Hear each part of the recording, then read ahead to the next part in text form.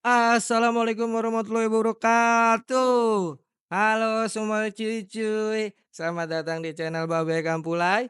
Pada video kali ini kita akan membahas kisah inspiratif salah satu tokoh besar dalam sejarah Indonesia. Dia adalah Tan Malaka.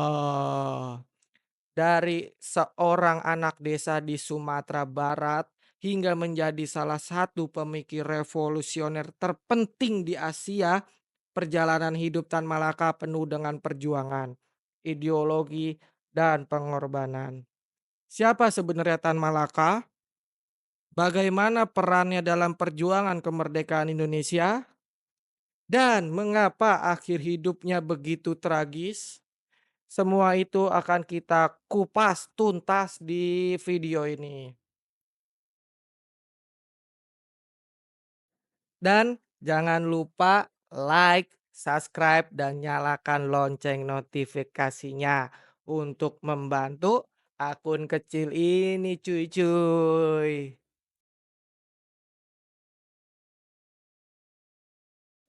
Oke, kita mulai cuy. Ibrahim gelar Datuk Sultan Malaka atau yang sering kita kenal Tan Malaka. Lahir pada 2 Juni 1897 di Nagari Pandam, Gadang, Suliki, Sumatera Barat. Tan Malaka adalah salah satu tokoh penting dalam perjuangan kemerdekaan Indonesia. Ia lahir di keluarga Minangkabau yang menjunjung tinggi pendidikan dan tradisi. Sejak kecil, Tan Malaka menunjukkan kecerdasan yang luar biasa. Setelah menyelesaikan pendidikan dasar di sekolah desanya, ia melanjutkan pendidikan ke Quake School, sekolah guru di Bukit Tinggi, Sumatera Barat. Pendidikan di sini menanamkan dasar-dasar ilmu pengetahuan dan kesadaran sosial yang kelak membentuk pandangan revolusionernya. Kesempatan besar datang ketika Tan Malaka mendapat beasiswa untuk melanjutkan pendidikan ke sekolah tinggi Risquet School di Belanda. Di Belanda ini, ia mulai terpapar pada ideologi sosialisme dan marxisme. Ia membaca berbagai karya Karl Marx dan Lenin yang sangat mempengaruhi pemikiran tentang perlawanan terhadap penjajahan dan perjuangan rakyat kecil. Pergaulannya dengan kelompok-kelompok kiri di Belanda semakin mempertegas pandangan politik Tan Malaka. Setelah menyelesaikan pendidikannya di Belanda, Tan Malaka kembali ke Hindia Belanda atau yang sekarang kita sebut Indonesia pada tahun 1921. Di tanah kelahirannya, ia langsung terjun ke dunia politik dan bergabung dengan PKI. Namun, aktivitasnya yang dianggap radikal oleh Belanda atau VOC membuatnya menjadi target pemerintahan kolonial. Tak lama kemudian ia diasingkan ke luar negeri. Pengasingan Tan Malaka berlangsung selama 2 dekade atau 20 tahun. Dalam masa ini, ia menggembara atau belajar ke berbagai negara di Asia dan Eropa seperti Filipina, Thailand, Singapura, Tiongkok, dan Uni Soviet. Di setiap negara yang ia kunjungi, Tan Malaka tidak hanya menjadi pengamat, tetapi juga aktif terlibat dalam gerakan anti kolonial. Ia menjalani hubungan dengan tokoh-tokoh revolusioner internasional, memperluas jaringan, dan menyerap berbagai gagasan revolusi global. Pada masa pengasingannya inilah Tan Malaka menulis karya-karya monumental. Salah satunya adalah buku berjudul Narde Republik Indonesia, yang artinya menuju Republik Indonesia, yang menjadi panduan ideologis bagi gerakan kemerdekaan Indonesia. Buku ini memuat gagasan tentang perjuangan melawan kolonialisme dan membangun negara merdeka yang berlandaskan keadilan sosial.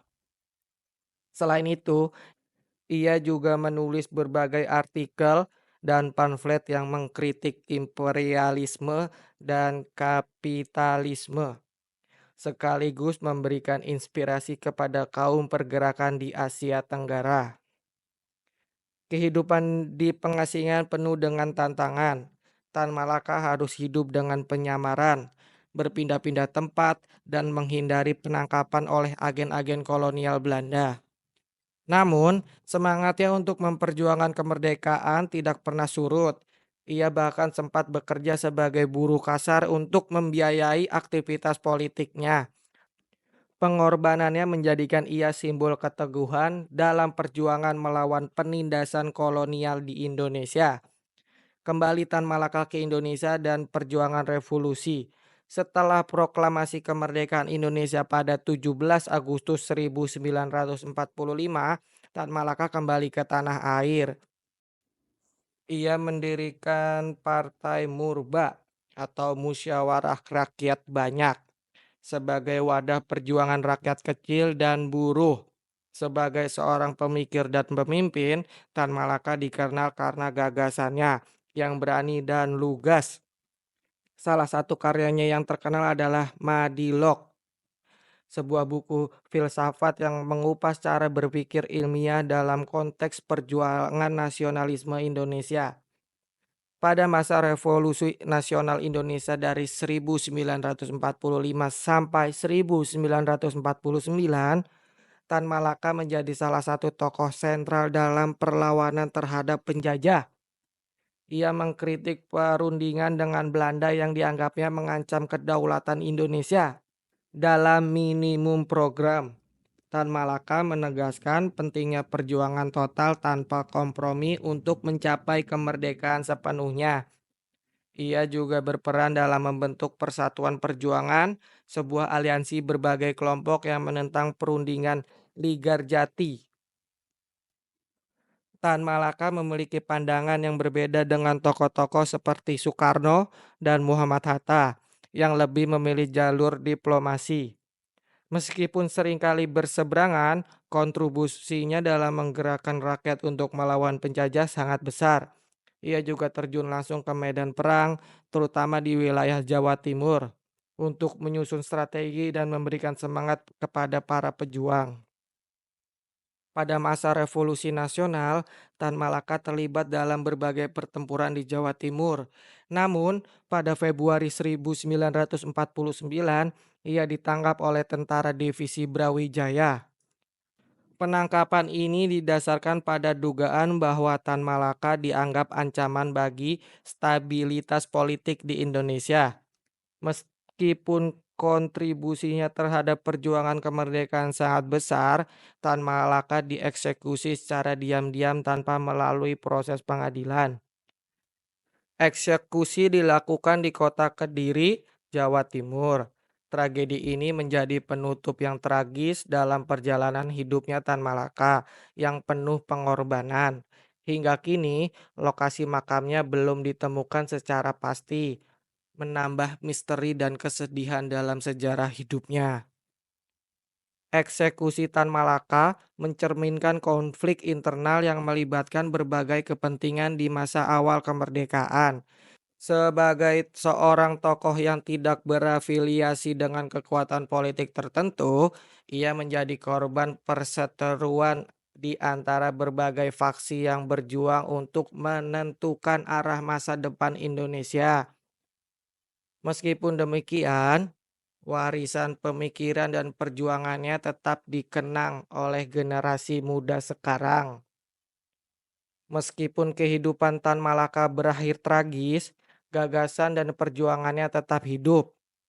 Ia diakui sebagai pahlawan nasional Indonesia pada tahun 1963.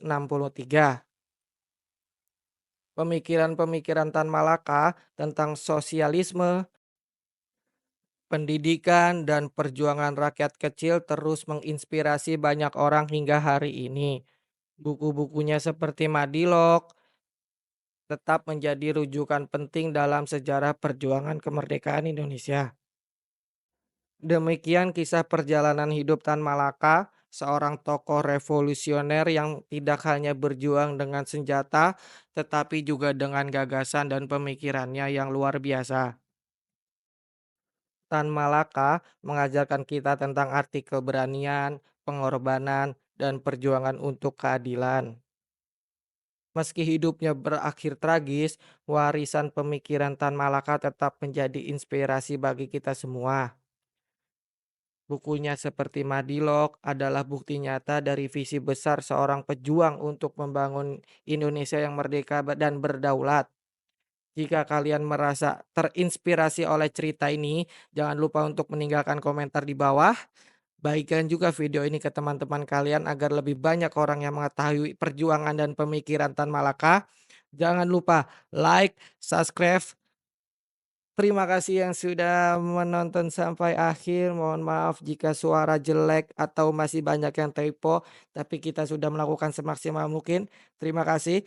Assalamualaikum warahmatullahi wabarakatuh.